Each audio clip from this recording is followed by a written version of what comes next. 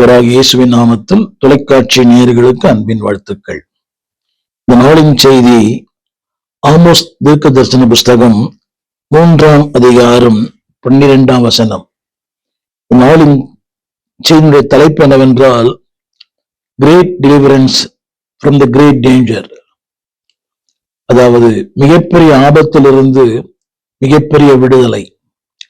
நீங்களும் நான் வாழ்கின்ற இந்த உலகம் ஒவ்வொரு நாளும் ஒவ்வொரு ஆபத்தை சந்தித்துக் கொண்டிருக்கிறது. இந்த செய்திகளை பார்க்கும்போது எங்கு பார்த்தாலும் யுத்தங்கள், கலகங்கள், எங்கு பார்த்தாலும் இனக்கலவரங்கள், ஜாதி கலவரங்கள், ஜனத்துக்கு விரோதமாய் ஜனங்கள், ராஜ்யத்துக்கு விரோதமாய் ராஜ்யங்கள். இங்கு செய்தித்தாளை பார்க்கும்போது, இந்த தொலைக்காட்சி பார்க்கும்போது தினந்தோறும் பாலியல் குற்றச்சாட்டுகள், கற்பழிப்பு, கொலை, கொள்ளைகள், சொந்த பிள்ளைகளையே கொலை செய்கின்ற ஒரு கேவலமான வாழ்க்கை, கட்டிய கணவனை, கரம் பிடித்த மனைவியை, இப்படியாக நாள்தோறும் பார்க்கிறோம். ஒரு ஆபத்தான உலகத்துல வாழ்கிறோம். எங்கும் ஆபத்து, நாம் உண்கிற உணவுகளிலும் ஆபத்து. அதாவது நிலையற்ற ஒரு வாழ்க்கை. வெளியே போய் உள்ளே வருவோமா என்பது மிகப்பெரிய கேள்விக்குறி. அன்பான தேவ பிள்ளைகளே, இப்படிப்பட்ட உலகத்துல தேவன் ஒவ்வொரு நாளும் நம்மை ஆபத்திலிருந்தும் நம்முடைய எல்லா விதமான நிலைகளிலிருந்தும் நம்மை பாதுகாக்கிறார். எனவேதான் இந்த வாஸ்தவத்தை சொல்ல விரும்புகிறேன். Great danger and great deliverance. Great deliverance from the great danger. இன்றைக்கு மனிதர்கள் தங்களுக்கு வருகிற ஆபத்தை உணராது இருக்கிறார்கள். ஏதோ புசிப்போம், குடிப்போம், நாளைக்கு சாவோம். இல்லை அன்பானவர்களே, ஒவ்வொரு நாளும் உங்களை என்னை சுற்றி ஆபத்து காத்திருக்கிறது. தேவன் பல நேரங்களிலே நமக்கு தெரியாமலேயே நமக்கு உதவி செய்கிறார் ஒவ்வொரு நாளும். எனவேதான் வேதம் சொல்லுகிறது, ஆபத்து காலத்திலே என்னை நோக்கி கூப்பிடு, நான் உன்னை விடுவிப்பேன், நீ என்னை மகிமைப்படுத்துவாய். அவர் நம்மை விடுவிக்கிற ஒரு கர்த்தர். ஒவ்வொரு நாளும் நம்மை விடுவிக்கிறார் பாடுகளிலிருந்து, போராட்டத்திலிருந்து. அன்பான தேவ பிள்ளைகளே, கடந்த இந்த ஒரு வாரத்திலே மாத்திரம் பல ஆயிரங்கள் பிரயாணம் பண்ண ஆண்டு உதவி செய்திருக்கிறார். ஒரு 7-8 ஆதாயமான பிரயாணங்கள். இந்த செய்தியை நான் ஒரு கம்யூனிஸ்ட் நாடாகிய போலந்து தேசத்திலிருந்து தான் இதை ஒளிப்பதிவு செய்கிறேன். இங்குதான் ஹிட்லர் ஏராளமான யூதர்களை கொலை செய்த இடம். அது ஆல்ஸ்விட்ச் என்ற இடத்திலிருந்து. இங்கே இந்த ஜனங்கள் ஒரு காலத்துல மிகப்பெரிய சிறுமையில் இருந்தார்கள், ஏழ்மையில் இருந்தார்கள், ஆபத்தில் இருந்தார்கள். இன்றைக்கு இந்த கம்யூனிஸ்ட் நாடாகிய இந்த போலந்து, இங்க இருக்கிற இந்த செக்ஸ்லோவேக்கியா ஆகிய நாடுகளிலே இன்றைக்கு ஜனங்கள் ஆசீர்வாதமா இருக்கிறார்கள், திருச்சபைகள் ஆசீர்வாதமா இருக்கிறது. என்னுடைய ஒரு 4 குறிப்புகள், 5 குறிப்புகளை சொல்ல விரும்புகிறேன். நம்பர் 1, இன்றைக்கு தேவன் நம்ம ஒவ்வொரு நாளும் ஆபத்திலிருந்தும் அழிவிலிருந்து நம்மை விடுவிக்கிறார். ஆமோஸின் புஸ்தகம் 3ஆம் அதிகாரம் 12ஆம் வசனம். இங்கு சொல்லப்பட்ட ஒரு வார்த்தை, அதாவது ஒரு மேய்ப்பன் 2 கால்களையாவது ஒரு காதின் துண்டையாவது சிங்கத்தின் வாயிலிருந்து பிடுங்கி தப்புவிக்குமா போல சமாரியாவில் குடியிருக்கிற இஸ்ரவேல் புத்திரர் ஒரு படுக்கையின் மூலையிலிருந்தும் ஒரு மஞ்சத்தின் மேலிருந்தும் தப்புவிக்கப்படுவார்கள். இங்க 2 வார்த்தையை நான் பயன்படுத்த விரும்புகிறேன். சிங்கத்தின் வாயிலிருந்து நம்மை தப்புவிக்கிற ஒரு ஆண்டவர். சிங்கத்தின் வாயிலிருந்து எது தப்புவிக்கிறாராம்? கால்களை. 2வது அடுத்து சொல்லப்பட்டிருக்கிறது காதை. கால்களையாவது காதின் துண்டையாவது தேவன் என்ன செய்கிறாராம்? தப்புவிக்கிறாராம்.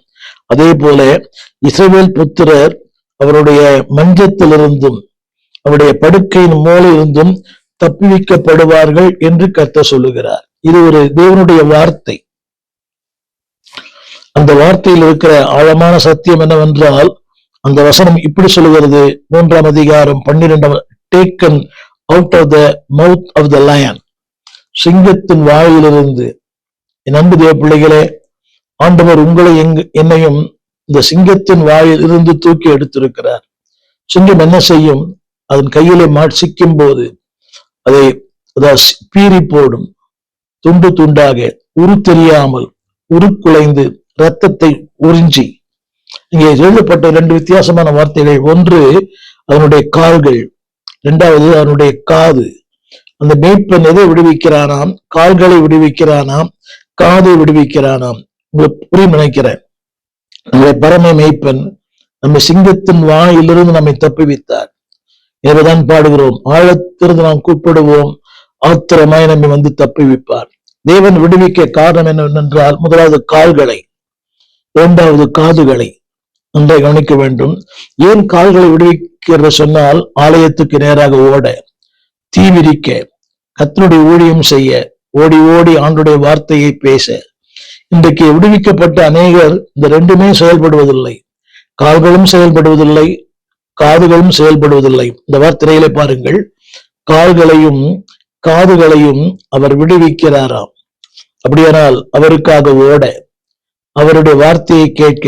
இது அன்பு தேவ பிள்ளையே, தேவ நல்ல சுகத்தை கொடுத்திருக்கிறார். இன்றைக்கு யாருக்கு பார்த்தாலும் இந்த ஆர்த்தரைட்டிஸ், முடக்குவாதங்கள், ஒரு குறிப்பிட்ட வயதை தாண்டி நடக்க முடியவில்லை, படிக்கட்டு ஏற முடியவில்லை. இது எல்லாருக்கும் உண்டு. வயதின் காரணமாக எத்தனையோ பேர் இன்றைக்கு நடக்க முடியாத மிகப்பெரிய ஆண்களும் பெண்களும் இருக்கிறார்கள். அது வயதினுடைய கோளாறு, நம் உங்கள் ஆகாரத்தினுடைய பலவீனங்கள். தேவன் சொல்லுகிறார், அது ஒரு மேய்ப்பன் எதை விடுவிக்கிறானாம்? கால்களையும். சிங்கத்தின் வாயிலிருந்து கால்களை விடுவிக்கிறான், அவனுடைய செவிகளை விடுவிக்கிறான். ஏன் தெரியுமா? அன்பு தேவ பிள்ளையே, உன் கால்கள் விடுவிக்கப்பட்டது. ஒரு காலத்துல நம்முடைய கால்கள் சினிமாவை நோக்கி, சாராயத்தை நோக்கி, பாவத்தை நோக்கி, அசுத்தத்தை நோக்கி, அந்தகாரத்தை நோக்கி.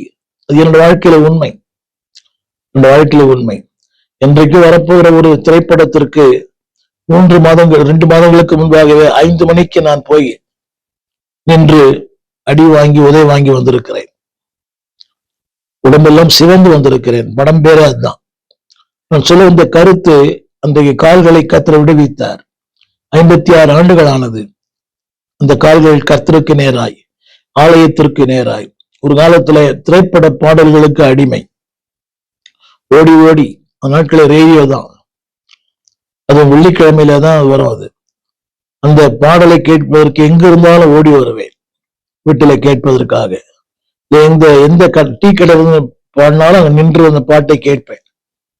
இன்றைக்கு ஆண்டவர் கால்களை விடுவித்தார், செவிகளையும் விடுவித்தார். எனக்கு என்னை கேட்டுக்கொண்டு அன்பு பிள்ளையே, உன் கால்கள் எங்கே ஓடுகிறது? கர்த்தருடைய நாளிலே கர்த்தருடைய ஆலயத்துக்கு ஓடுகிறதா? உன்னுடைய செவிகள் கர்த்தருடைய சத்தம் திறந்திருக்கிறதா? அநேகருக்கு பிரசங்கம் போர் அடிக்கிறது, ஆராதனை போர் அடிக்கிறது. இன்றைக்கு பாருங்களின் அநேக மக்கள் ஆராதனை கழித்துத்தான் வருகிறார்கள், ஆராதனை முடிந்த உடனே வருகிறார்கள். அது எந்த விதத்திலும் உங்களுக்கு ஆசீர்வாதம் இல்லை. ஆண்டுடைய ஆராதனை அசட்டை செய்வது ஆண்டவர் அவமானப்படுத்துவது. இந்த பலச்சையில சொல்லியிருக்கிறேன். ஆராதனையை அசட்டை பண்ணுவது, ஆராதனை முடிந்த பிறகு வருவது ஆண்டவரை அவமானப்படுத்துவது. எனவே என்னுடைய சபையில ஆராதனை முடிந்த அடுத்த நிமிடமே காணிக்கை எடுக்கிறோம். காரணம் என்னவென்றால், ஆராதனைக்கு வராத மக்களுடைய காணிக்கை ஆண்டவருக்கு தேவையில்லை. அது கடினம்தான், அது பல பல பல விதங்களில் பாதிப்புத்தான். அந்த ஆராதனை முடிந்த பிறகு அவர் பிரசங்கத்துக்கு பிறகு காணிக்கை கொடுப்பது அது தேவையில்லை. ஆராதிக்காதவங்களுடைய காணிக்கை ஆண்டவருக்கு அருவருப்பானது. திரும்ப சொல்லுகிறேன், ஆராதிக்காத உங்கள் காணிக்கை, ஆராதனைக்கு போகாத உங்கள் காணிக்கை ஆண்டவருக்கு அருவருப்பானது. நீங்கள் காணிக்கை செலுத்தினாலும் ஒன்றுதான், காணிக்கை செலுத்தாவிட்டாலும் ஒன்றுதான். ஏனால் தேவனுக்கு பிரியமானது அல்ல. என்னை கேட்டுக்கொண்டிருக்க அன்பு பிள்ளையே, தேவன் உன் கால்களை விடுவித்தார், உன் செவிகளை விடுவித்தார். ஏன் தெரியுமா? கர்த்தருடைய சத்தத்துக்கு கேட்க, அவருடைய திருவாய் மொழியை கேட்க, அவருடைய வார்த்தைகளை கேட்க. இந்த எத்தனையோ பேர் பாருங்கள், 24 மணி நேரம் ரீல்ஸ் பாக்குறாங்க, 26 நேரமும் இந்த தேவையற்ற காரியங்களிலே பார்க்கிறார்கள், இந்த பேஸ்புக்லயும் யூடியூப்லயும். கர்த்தருடைய வார்த்தையை கேட்கிற மக்கள் மிக குறைவு. உண்மைதான், 50 60 மிஞ்சி போச்சுன்னா ஒரு 100 பேர் கர்த்தருடைய வார்த்தையை கேட்கிறார்கள். கேட்பதற்கு நேரம் இல்லை. அதையும் அதாவது ஒரு கொஞ்ச நேரம் தான் இந்த தொலைக்காட்சியில் நாங்கள் பேசுகிறோம். அதை முழுக்க கேட்கிற மக்கள் மிக குறைவு. 2 நிமிஷம் கேட்கிறாங்க, அடுத்த நிமிஷம் உடனே வேற சேனலுக்கு மாத்திடுறாங்க. யூடியூப்ல அந்த ஸ்டுடியோ மாஸ்டர்ல நாங்கள் பார்க்கிறோம். ஒரு சில நிமிடங்கள் தான் செய்தியை பார்க்கிறார்கள். அடுத்து வேறு நாட்டு நடப்புகள், திரைப்படங்கள், தேவையில்லாத அர்த்தமற்ற ரீல்ஸ் எல்லாம். அது அவருக்கு சிலருக்கு பிழைப்பு, அதனால் அவர்கள் பிழைக்கிறார்கள்.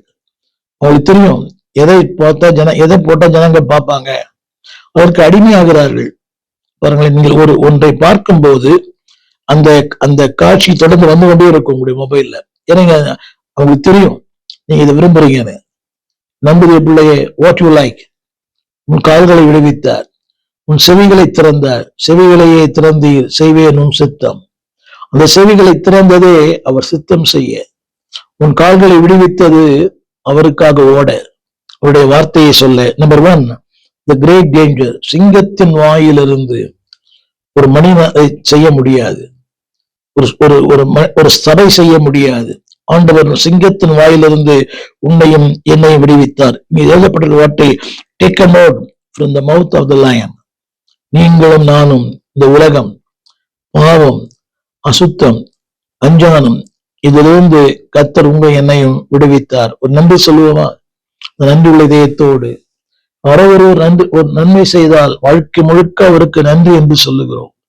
சிங்கத்தின் வாயிலிருந்து நன்றாக கவனிக்க வேண்டும். நீங்களும் நானும் அதற்கு விதிவிலக்கு அல்ல. சிங்கத்தின் வாயிலிருந்தேன், என்னை கர்த்தர் தூக்கி எடுத்தார். இரண்டாவதாக சங்கீதம் 40:2, உளையான சேற்றிலும் குழியிலிருந்து அவர் என்னை தூக்கி எடுத்தார். உளையான சேறு, ஆழமான குழி. ஆங்கில வேதம் சொல்லுகிறது எல்லா இடத்துலயுமே, ஒரு இடத்துல டேக்கன் அப், இந்த இடத்துல brought up. ஒன்று டேக்கன் அவுட், இன்னொன்று brought up. எங்க தெரியுமா? ஹாரிபிள் பிட், உளையான சேறு, ஆழமான குழி. அன்பானவர்களை, இதைத்தான் சங்கீதக்காரர் சொல்லுகிறார். என்னை தூக்கி எடுத்தார், எனக்கு ஒரு புதுப்பாட்டை தந்தார், கண்மலையின் மேல் என் கால்களை நிறுத்தினார். இங்க சொல்ல அந்த வார்த்தை brought up. இதுவரைக்கும் கொண்டு வந்து எங்கிருந்து கொண்டு தெரியுமா? உளையான சேர், ஆழமான குழி. எனக்கு நன்றாக ஞாபகம் இருக்கிறது. ஆரம்பத்துல 73-74 காலி சிறுநாங்கூர் என்ற சோம்பர பக்கத்துல ஒரு இடம், அங்கே குளிக்க போயிருந்தோம். அது ஒரு ஜீசஸ் இஸ் ஆன்சர், இயேசுவே பதில் என்று சொல்லுகிற ஒரு கூட்டம். மாரிஸ் செருல்லோ அவர்கள் பல கூட்டம் நடத்தினார்கள் சில ஊழியர்களை வைத்து. அதுல ஒரு 3 நாள் கூட்டம். அதுல நானும் இன்னொரு தேவ மனிதர் பாஸ்டர் எபினியஸ் தட்சிணாமூர்த்தி, இன்றைக்கு கர்த்தருக்குள் நித்திரைந்திருக்கிறார், 2 பேரும் நாங்கள் பிரசங்கம் பண்ண போயிருக்கிறோம். அந்த குளத்துல இறங்கும் போது பாதி அளவு மூழ்கிக்கொண்டே இருக்கிறேன் அந்த குளத்துல. அந்த நாட்களில ஹோட்டல் வசதிதான் இல்லை, சபையிலே படுத்து தூங்கினோம். அங்கேயே மாலை கூட்டங்கள் 3 நாள். கிரைஸ்ட் இஸ் தி ஆன்சர் என்ற ஒரு படமுயற்சி கூட்டங்கள் தமிழ்நாடு முழு நடத்தப்பட்டது, மாரிஸ் செருல்லோ என்ற தேவ மனிதரால். தான் ஞாபகம் இருக்கிறது, தேவன் என்னை அநேகர் வந்து உதவி செய்தார்கள். தேவன் என்னை தூக்கி எடுத்தார் அந்த குழியில், அந்த ஆபத்தில் இருந்து. இல்லையில் அன்றைக்கு என் வாழ்க்கை முடிந்திருக்கும். there is a reason. தேவர் உங்களை தூக்கி எடுத்ததற்கு ஒரு நோக்கம் இருக்கிறது. இன்றைக்கும் அதை மறக்க முடியவில்லை. சிதம்பரத்திற்கு பக்கத்தில் இருக்கிற காலி சிறுநாங்கூர் என்ற ஒரு கிராமம். அந்த பக்கம் போகும்போதெல்லாம் இந்த பழைய நினைவுகள் வரும். தேவன் அந்த இடத்துல என்னை தூக்கி எடுத்தார். அது லிட்டரலி சொல்லுது brought up, அதாவது குழியிலிருந்து, உளையான சேற்றிலிருந்து. என்னை கேட்டுக்கொண்டிருக்க அன்புடைய பிள்ளையே, உங்கள் கடந்து வந்த பாதைகளை திரும்பி பாருங்கள். God has brought up. இதுவரைக்கும் உங்களை அவர் கொண்டு வந்திருக்கிறார். உளையான சேறு, ஆழமான குழி. ஏன் தெரியுமா? உங்கள் வாயிலை புதுப்பாட்டை கொடுத்திருக்கிறார், கண்மலையை வைத்திருக்கிறார். நிறைய பேருக்கு அந்த நன்மை உள்ள இதயம் இல்லையே. சிங்கத்தின் வாயிலிருந்து என்னை மீட்டெடுத்தார். He has been taken up. இரண்டாவது brought up, என்னை அங்கிருந்து அவர் தூக்கி எடுத்தார். எல்லாமே ஒரே மாதிரிதான் வரும். தி கிரேட்டஸ்ட் டேஞ்சர், மிகப்பெரிய ஆபத்து. சிங்கம் அது யாரை விட்டு வைப்பதில்லை.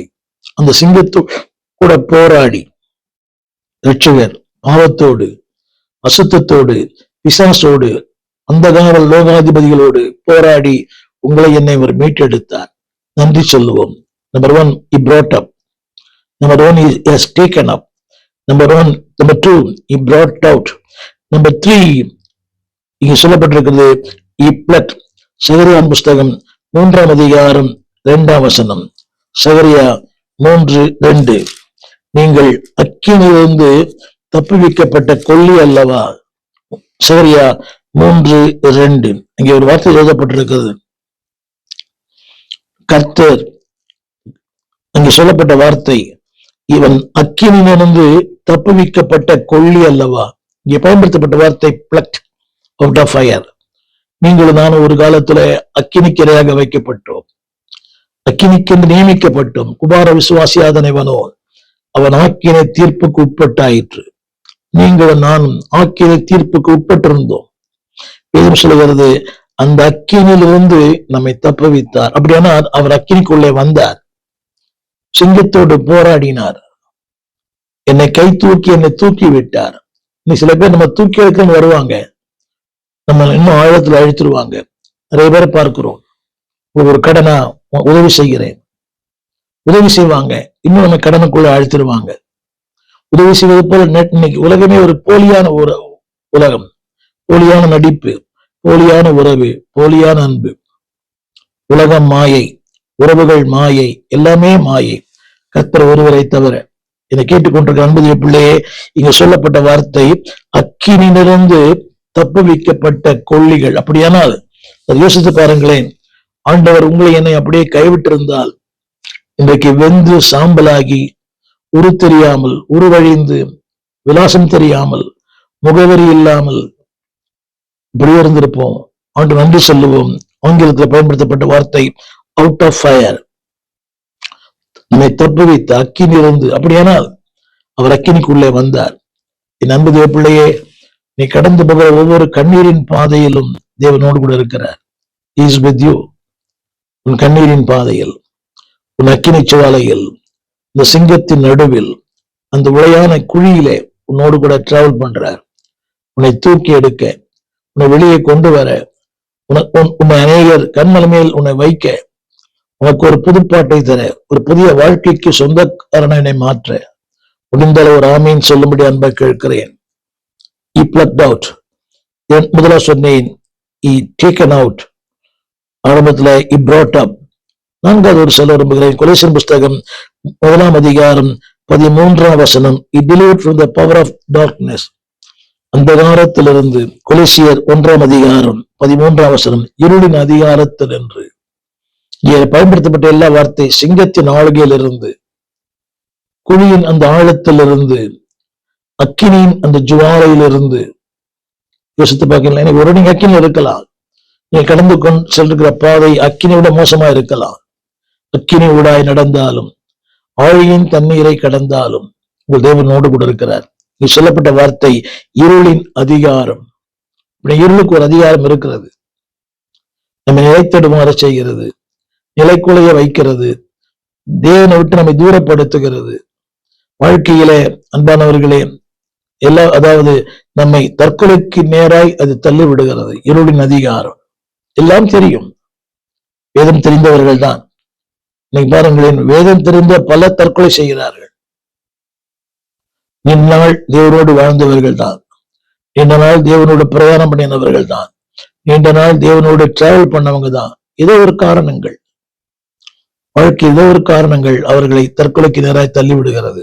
வேதம் சொல்லுவது இருளின் அதிகாரம். பொருளாதாரம், ஏழ்மை, வறுமை, இல்லாமை, கடன் பிரச்சனை, வெளியே சொல்ல முடியாத மன அழுத்தங்கள், குடும்ப பாரங்கள். என்ன பண்ணுதுன்னு சொன்னால், வேதம் சொல்லுகிறது அந்த வசனத்துல அந்தகாரத்தில் என்று நம்மை விடுதலை ஆக்கினார். அப்படியானால் அந்த இருளிலே அவர் கடந்து வந்தார். என்னை கேட்டுக்கொண்டு அன்புடைய பிள்ளையே, நீ நடக்க இருளில் அவனோடு கூட இருக்கிறார். நீ நினைக்காத நீ இந்த இருளிலே யாரும் இல்லை. இல்லை, அந்த இருளிலே வானத்தையும் பூமியும் படைத்த ஒரு தெய்வம் உன்னோடு கூட இருக்கிறார். அந்த வசனம் சொல்லுகிறது இருளின் அதிகாரத்திலிருந்து. அடுத்த வார்த்தை, நம்முடைய அன்பின் குமாரனுடைய ராஜ்யத்திற்கு உங்களை உட்படுத்தி இருக்கிறார். யோசித்து பாருங்கள், அன்பின் குமாரனுடைய ராஜ்யம். அந்த அன்பின் குமாரனுடைய ராஜ்யத்திற்கு அவர் உட்படுத்தி இருக்கிறார். முடிந்தால் ஒரு ஆமீன் சொல்லுங்கள். அந்த அன்பின் குமாரனுடைய ராஜ்யம் அது மேலானது, மகிமையானது, உயரமானது, உன்னதமானது. இந்த அன்பின் குமாரனுடைய ராஜ்யம் ஏன் தெரியுமா? அது சொல்லப்பட்ட வார்த்தை, அடுத்த வார்த்தை 12 கொலோசியர் 1:12 பசுத்தோண்ட சுதந்திரத்திலே உங்களுக்கு பங்கு தரும்படியாய். எத்தனை மேன்மை! இன்றைக்கு அபகரிக்கிற மக்கள் ஏராளம், கொடுக்கிற மக்கள் மிக சிலர். ஒரே குடும்பத்துல பிறந்த அண்ணன் தம்பி அபகரிக்கிறார்கள். அநேக குடும்பங்களில் பார்க்கிறேன், கணவன் இழந்த அந்த மனைவிகள் அவருடைய குடும்பத்தார் வர வேண்டிய அநேக நன்மைகளை சொந்த சகோதரர்களே, பாவம், சகோதரன் மனைவி ஒரு விதவை, பிள்ளைகள் நிறைய பிள்ளைகள் இருக்கிறாங்க, ஆனா சொந்த சகோதரர்களே அதை அபகரிக்கிறார். அப்படிப்பட்ட உலகம் இது. தேவன் சொல்லுகிறார், அவர் அந்த சுதந்திரத்திலே உங்களுக்கு பங்குதாரராய் மாற்ற உங்களை தகுதிப்படுத்துகிறார். எத்தனை அருமையான வார்த்தை! அந்த வசனம் அழகான. ஒளியில் உள்ள பரிசுத்தவான்களோடு, நன்றாக இரண்டு வித்தியாசமான அது சொல்லப்பட்ட இருளின் அதிகாரத்தில் இருந்தேன். இன்றைக்கு ஒளியில் உள்ள பரிசுத்தவான்களோடு எனக்கு ஒரு பங்கு. அவர்கள் தியாகம் வேறு, நம்முடைய தியாகம் வேறு.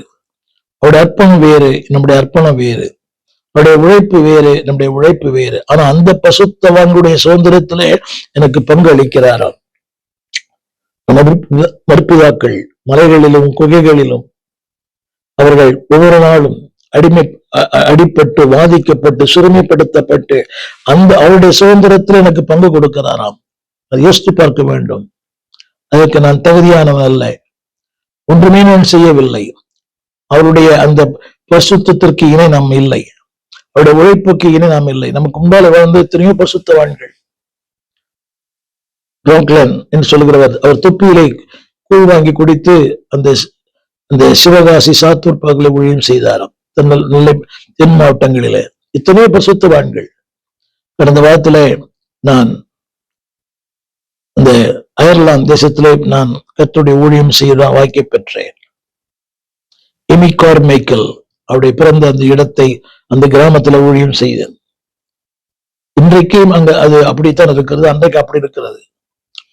இப்படிப்பட்ட ஒரு செல்வ குடும்பத்துல பிறந்த எமி கார்மைக்கேல் இந்த தேசத்துல வந்து கஷ்டப்பட்டு தன் வாழ்க்கை அர்ப்பணித்தார்கள். எத்தனையோ பேர். எனக்கு தெரிந்த ஒரு நண்பர், அவர் அங்க இருக்கிறார்.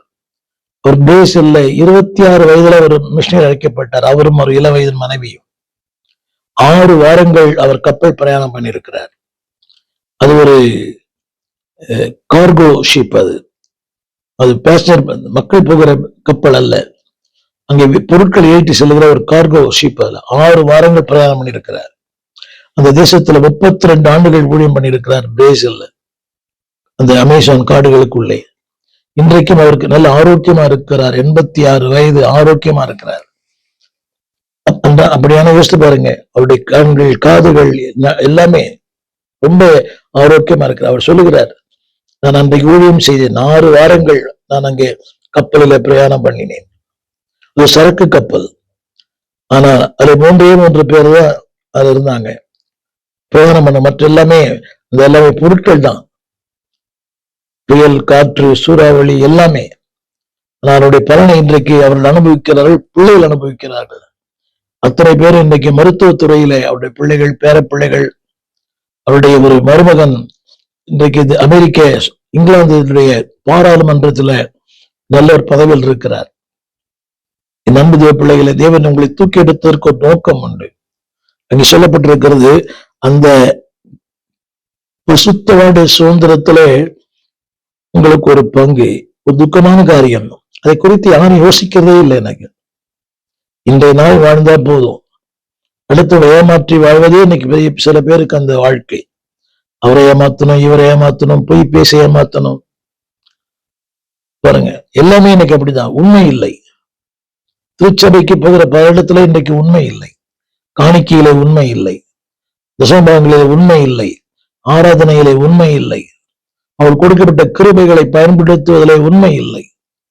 ஒரு போலியான வாழ்க்கை இல்லை. இது சொல்லப்பட்டிருக்கிறது, God delivered. கடைசியாக சொல்லி முடிக்க விரும்புகிறேன். 2 தீமோத்தேயு புஸ்தகம் 2ஆம் அதிகாரம் 26ஆம் வசனம். 2 தீமோத்தேயு 2:26 அதுல சொல்லப்பட்டிருக்கிறது. அந்த வசனம், அதாவது இது மீட்கப்பட்டவர்களுக்கு, அவன் அறிந்தவர்களுக்கு, பிசாசானுடைய இச்சையின்படி செய்ய அவனால் பிடிக்கப்பட்டிருக்கிறார்கள். யார் தெரியுமா? அழைக்கப்பட்டவர்கள், அபிஷேகம் பண்ணப்பட்டவர்கள், திருச்சபைக்கு வருகிறவர்கள், சொல்ல போனால் ஊழியம் செய்கிறவர்கள். இந்த தீமோத்தேயுவின் புஸ்தகம் ஊழியம் செய்வர்களுக்கு எழுதப்பட்ட ஒரு போதக நிருபம்.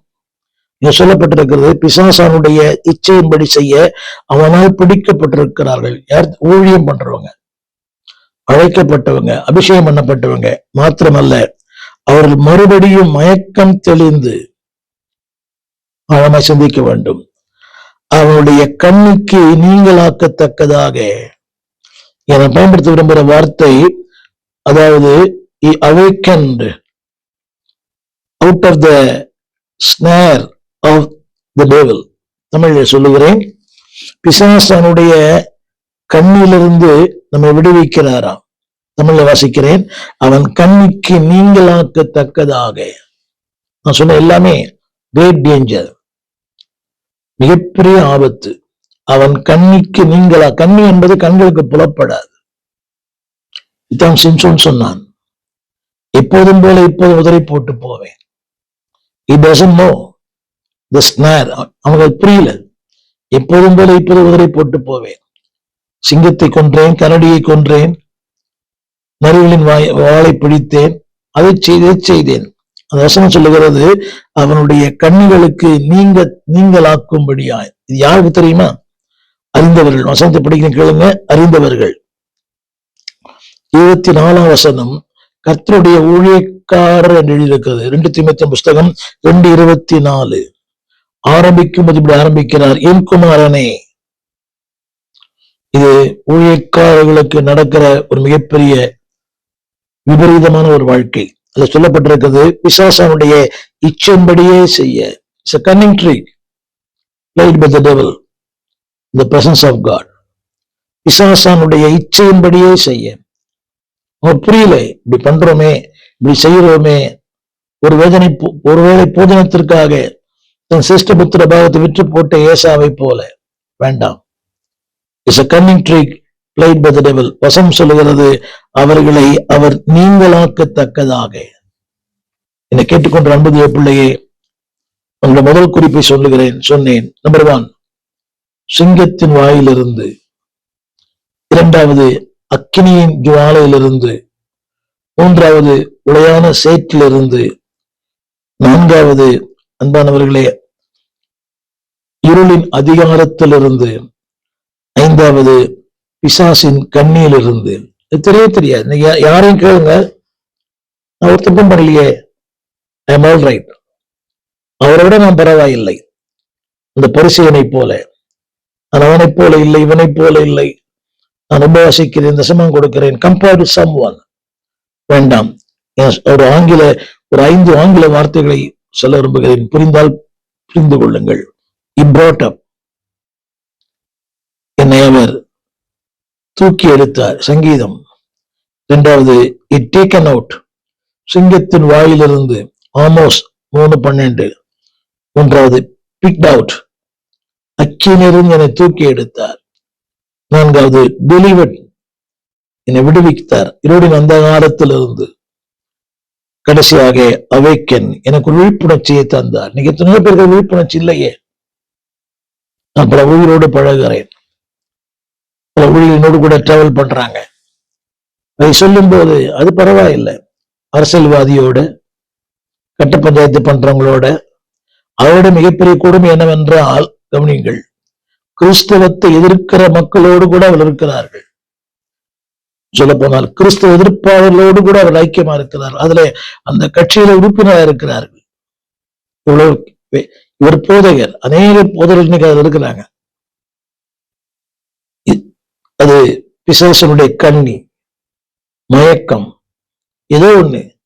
நாளிலே கிரேட் டேஞ்சர், மிகப்பெரிய ஆபத்து இருக்கிறீங்களா? விடுவிக்கிற ஆண்டவரோடு கூட இருக்கிறார். விடுதலையின் நாயகன், வெற்றியை தருகிறார். அக்கினியிலே, சிங்கத்திலிருந்து, சிங்கத்தின் வாயிலிருந்து, இருளின் அதிகாரத்திலிருந்து, உளையான சேற்றிலிருந்து, அங்கே 2 தீமோத்தேயுவில் வாசித்தோம், ஒரு மயக்கம், ஏதோ ஒரு மயக்கம், போதையும் கூட சொல்லலாம். அது பணமா இருக்கலாம், பதவியா இருக்கலாம், போயா இருக்கலாம்.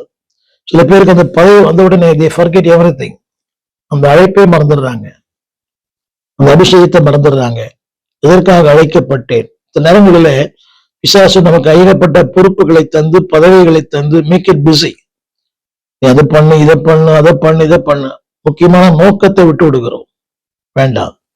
எதற்காக அழைக்கப்பட்டு இன்னைக்கு அதை விரும்புறாங்க நிறைய பேர். பதவி, பட்டம், அதிலே பொருளாளர், இதிலே செயலாளர், அதிலே தலைவர், அதற்கு அதை கொடுப்பதற்கு நிறைய பேர் இருக்கிறாங்க. இன்னைக்கு காசு கொடுத்தும் வாங்கலாம். அதை கொடுப்ப நிறைய பேர் விரும்புறாங்க. லெட்டர் பேர்ல என் பேர் வரணும். நீ ஒரு ஊழியர் கூட்டத்திற்கு இருக்கிறவருடைய புகைப்படம் இருக்கிறது, நடத்துகிற புகைப்படம் இருக்கிறது, அது இருக்கிற அத்தனை பேருடைய புகைப்படமும் அந்த நோட்டீஸ்ல இருக்குது. இது தேவையா என்பது மிகப்பெரிய கேள்வி. நம்புதே பிள்ளையே, உங்களுடைய காதுகளை விடுவித்தார், உங்களுடைய கால்களை விடுவித்தார். ஓட, வார்த்தையை கேட்க, கிரேட் டெலிவரன்ஸ் இந்த கிரேட் டேஞ்சர். உங்களை என்னையும் பாதுகாப்பாராக.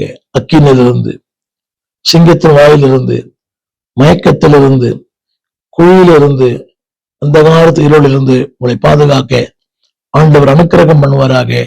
ஜெபிப்போம். வானத்தையும் பூமியையும் படைத்த நல்ல ஆண்டவரே, அருமையான வேலைக்காக நன்றியோடு துதிக்கிறோம்.